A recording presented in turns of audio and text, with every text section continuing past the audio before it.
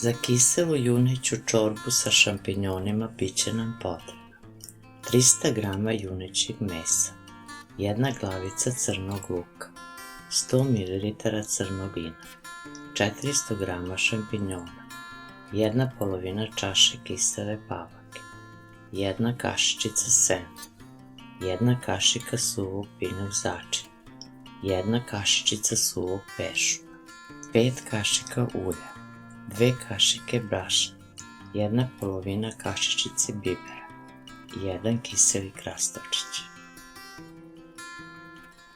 Juneće meso koje smo prethodno oprali isečemo na sitnije komade.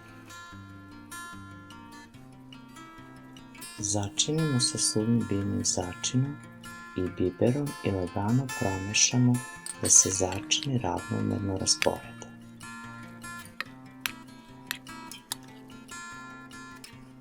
Stavimo ulje da se zagreje. Svaki komad mesa uvaljamo u brašno i stavimo da se malo proprži sa obe strane dok ne uhvati lepo koricu.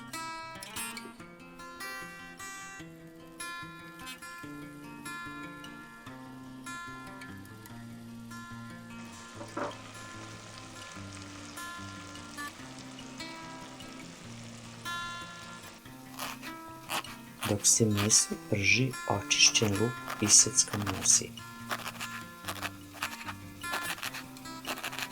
Proprženo meso izvadimo iz šerpe i stavimo luk da se dinsti sa malo soli. Oprane i očišćene pečurke iseckamo na listiće. U izdinstan luk dodajemo pečurke da se dinstiju sa suvim biljnim začinom.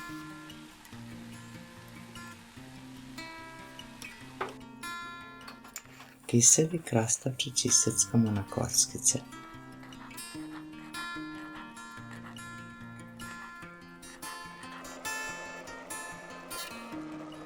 U podinstane pečurke dodamo već proprženo meso, krastavčiće, vino, nalijemo vodom da prekrije meso i lagano promešamo.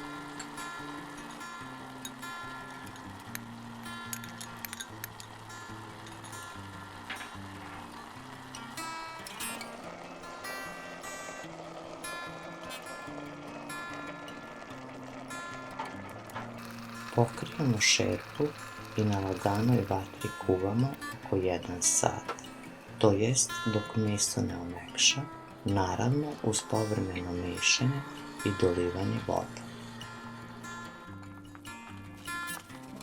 Pri kraju kuvanja stavimo peršun, probamo ukus i dodamo još soli ako je potrebno.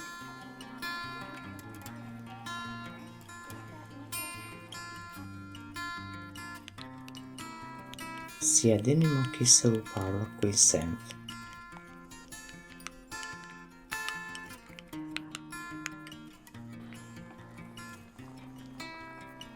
Sklonimo čorbu sa ringla i lagano dodajemo pavlaku i senf uz mešanje.